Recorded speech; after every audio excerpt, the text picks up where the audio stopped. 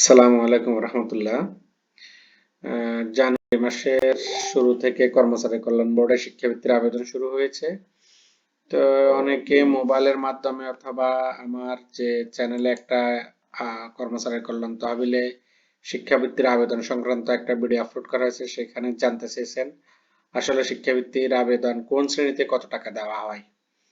তো এটা কোন শ্রেণীতে কত টাকা দেওয়া হয় তা চলুন আমরা সরাসরি ওয়েবসাইট থেকে জেনে নিই। তো এই জন্য আপনি আপনার হাতে থাকা মোবাইল অথবা ল্যাপটপে লিখবেন বিকেকেবি। এরপর এন্টার প্রেস করলে আপনাকে কতগুলা লিংক দিয়ে দেখাবে। তো লিংকের উপর প্রথম যে লিংকটা সেটা হচ্ছে কর্মচারী কল্যাণ বোর্ডের ঠিকানা www.bkkb.gov.bd। যে এখানে দেখতে পাবেন, এই যে এখানে। তো আমরা এখানে মূল ওয়েবসাইটে চলে আসলাম। কর্মচারী কল্যাণ তহবিলের মূল ওয়েবসাইট হচ্ছে এটা। এখানে আপনি অনেকগুলো আবেদন করতে পারবেন। কি কি আবেদন করতে পারেন? চিকিৎসা অনুদানের আবেদন, তার জটিল ও ব্যয়বহুল রোগের আবেদন, তারপরে যে জটিল ব্যয়বহুল চিকিৎসা অনুদানের আবেদন। এই যে এই পাশে দেখতে পারবেন, এই যে জটিল ও ব্যয়বহুল রোগের চিকিৎসা অনুদানের অনলাইন আবেদন দাখিল, সাধারণ চিকিৎসা অনুদানের অনলাইন আবেদন, কল্যাণ যৌথ দাফন অনুদানের অনলাইন আবেদন, তারপরে যে বিমানবন্দর, এই যে শিক্ষাবৃত্তির আবেদন। তো এখানে আবেদনে কত টাকা দিয়ে এটার জন্য আমরা আসবো এখানে কল্যাণ কার্যক্রমে। কল্যাণ কার্যক্রমে আসার পরে এখানে দেখব শিক্ষাবৃত্তি রাজস্ব। এই যে এখানে ক্লিক করব। এইখানে ক্লিক করার পরে একটু অপেক্ষা করি। এই যে এখানে এই যে শিক্ষাবৃত্তি কার্যক্রম সেবা বক্স, এই যে চলে আসছে কি কি সেবা। এখানে বলা হচ্ছে প্রজাতন্ত্রের 13 থেকে 20 গ্রেডের কর্মরত সরকারি কর্মচারীদের অনধিক 2 সন্তানকে ষষ্ঠ থেকে সর্বোচ্চ পর্যায়ে অধ্যয়নের জন্য রাজস্ব বাজেট হতে প্রাপ্ত অনুদান দ্বারা শিক্ষাবৃত্তি প্রদান করা হয়। এখানে দেখা যাচ্ছে প্রয়োজনীয় সময় আবেদন জমা জানুয়ারি ফেব্রুয়ারি এবং বাছাই অনুমোদন প্রক্রিয়া 1 মার্চ থেকে 20 জুন। আর এই টাকাটা প্রদান করা হয়ে থাকে মূলত অর্থ বছরের শেষে জুলাইতে। 20 জুন পর্যন্ত এটা প্রক্রিয়া এবং জুলাই থেকে এটা দেওয়া শুরু হয়। তো এই সংক্রান্ত আসলে কি কি লাগবে আমার ভিডিওতে আছে। ভিডিওটি আপনাদেরকে আমি ডেসক্রিপশন বক্সে দিয়ে দেবো এবং আই বাটনেও দিয়ে দিব। আপনি এখানে দেখে নিতে পারেন। এই যে অনেকে আমাকে জিজ্ঞেস করছে কি কি লাগবে, এটা এখান থেকে বলে দিই। প্রয়োজনীয় কাগজপত্র: ছাত্রছাত্রী বিগত বছরে যে পরীক্ষা পাশ করেছে তার মূল মার্কশিটের সত্যায়িত ফটোকপি আবেদনকারীর ছবি স্ক্যান করে আপলোড করতে হবে। যাই হোক, এগুলো দেখে নেবেন। এরপরে আসুন আমার যে আলোচ্য বিষয় সেটা হচ্ছে এখানে শিক্ষাবৃত্তির আবেদনের ফলাফল 2024-25 অর্থ বছরে প্রধান কার্যালয়, 8টি বিভাগীয় কার্যালয়, শিক্ষাবৃত্তি, শিক্ষা সহায়তা, রাজস্বের তথ্যাদি। তো এই জন্য আপনি এখানে ক্লিক করবেন।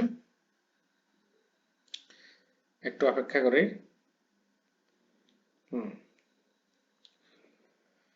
আসতেছে। এখানে ক্লিক করার পরে এই যে একটা পিডিএফ ফাইল চলে আসছে। সেই পিডিএফ ফাইলে আমাদেরকে দেখাচ্ছে 2024-25 অর্থ বছরের প্রধান কার্যালয়, 8টি বিভাগীয় কার্যালয়, শিক্ষাবৃত্তির তথ্য। প্রজাতন্ত্রের 13 থেকে 20 গ্রেডে কর্মরত সরকারি কর্মচারীদের ও বোর্ডের তালিকাভুক্ত স্বায়ত্তশাসিত সংস্থার কর্মরত কর্মচারীদের অনধিক 2 সন্তানকে ষষ্ঠ শ্রেণী থেকে সর্বোচ্চ পর্যায়ে অধ্যয়নের জন্য শিক্ষাবৃত্তি প্রদান করা হয়। মোট বাজেট হচ্ছে যে আপনি দেখেন 25,50,00,000 টাকা। প্রাপ্ত মোট আবেদন 81,149টি। ছাত্রছাত্রীর সংখ্যা 1,11,682 জন। যোগ্য ছাত্রছাত্রী 99,578 জন। অর্থাৎ বাকিগুলো আর কি 1,11,000 থেকে 99,578 বাদ দিলে বাকিগুলো মানে আপনার বিবেচনা করা হয় নাই আর কি, তাদের ত্রুটি ছিল। উপ কমিটির সভা অনুষ্ঠিত হয়েছে 29 মার্চ 2025 তারিখে। শিক্ষাবৃত্তি বাবদ মঞ্জুরিকৃত অর্থ 26,26,85,460 টাকা। কিন্তু আমার দেখা বরাদ্দ থেকেও বেশি এখানে মঞ্জুর করছেন।